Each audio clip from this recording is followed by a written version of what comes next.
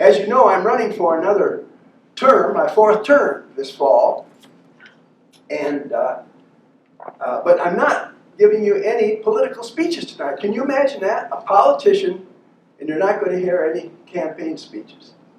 But rather, understand that you have some questions about my presidency and about our family, and I like to be orderly, so I've asked that you number your questions, and we'll take them in order.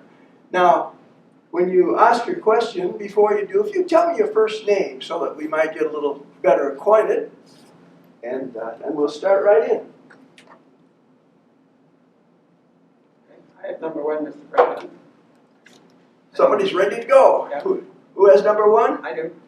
Yes, sir. And your name? Matthew. Matthew, what is your question? Mr. President, how did you and Eleanor both meet and marry? Matthew wants to know how Eleanor and I met and married. Well, Matthew, Eleanor and I are distantly related. You see, Teddy Roosevelt is her uncle, and he's my very distant cousin. So we had met at family events over the years. And when I was about 21, Matthew, I started to realize she was an exceptional person. She cared about people, and she cared about the world, and these are things that were important to me.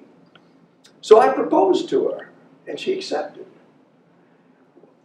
However, Mama, my mother, had, let's say, controlled me rather closely since my father passed away, and she asked us to delay the announcement of our engagement for a year. I don't know why. Maybe she thought I'd changed my mind at 21. Perhaps I was too young. Anyway, since she controlled my trust fund, Matthew, we agreed.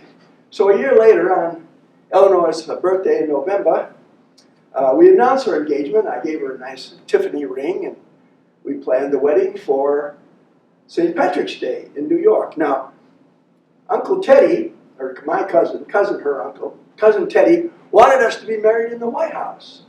But we didn't want all that pomp and circumstance. We wanted to be married at Cousin Susie's house, right in New York, which we did. Now, the reason that we were married on St. Patrick's Day is that Cousin Teddy was in the St. Patrick's Day parade. And so after the parade, he came over, walked her down the aisle. We had a nice little ceremony, and right after the ceremony, Cousin Teddy went into the drawing room, and all the guests followed him in there, and he told them jokes and stories and left the bride and groom standing there. They didn't even come up and congratulate us. Well, later on, his daughter said to me, "Don't take it personally, don't feel bad. My father likes to be the baby at every baptism, the bride at every wedding, and the corpse at every funeral." And so, this was in March of 1933, my first inaugural address. And what I'm going to do is, when I come to that phrase, I'll say the first part of it. I'll go like this and see if you can finish it. There's no prizes, and there's no test. So just relax. I mean, you all knew about the coffee thing, so I assume you're going to do pretty well on this.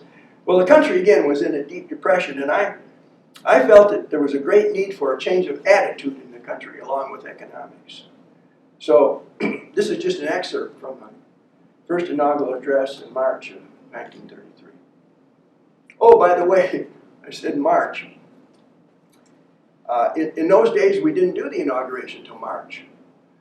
So here I was, elected in November, and it didn't get inaugurated until March. Well, I took a vacation in February and went on a fishing trip with my friend Vincent Asta, a wealthy man. Well, the press had a good time with that. They said, "How can this aristocrat who travels with the Astas bring our country out of the depression and make life good for the common man?" Well, I think we showed. But anyway, so this is my inauguration speech. This is a day of national consecration.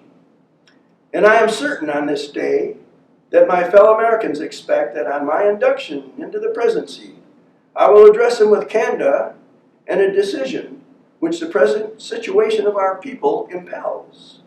So first of all, let me assert my firm belief that the only thing we have to fear is Fear itself. fear itself. Very good, I told you. Nameless, unreasoning, unjustified terror which paralyzes needed efforts to convert retreat into advance. In every dark hour of our national life, a leadership of frankness and vigor has met with that understanding and support of the people themselves, which is essential to victory. I am convinced that you will again give that support to leadership in these critical days. One of my favorites was the CCC, the Civilian Conservation Corps. We took young men, thousands of them, off the streets, put them to work improving our national parks and cutting fire lanes and woods and so forth, and gave them a sense of dignity and gave them some money.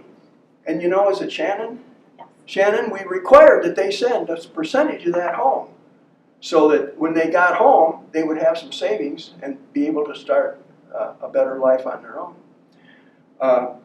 So those are some of the things that I did. Now, I decided to keep the public informed by what I called fireside chats. And so I had some radio addresses, and people, and I'm sure some of you have done this during my presidency, sat by the radio and listened to my fireside chats as I updated people. And I'd like to share one of those with you.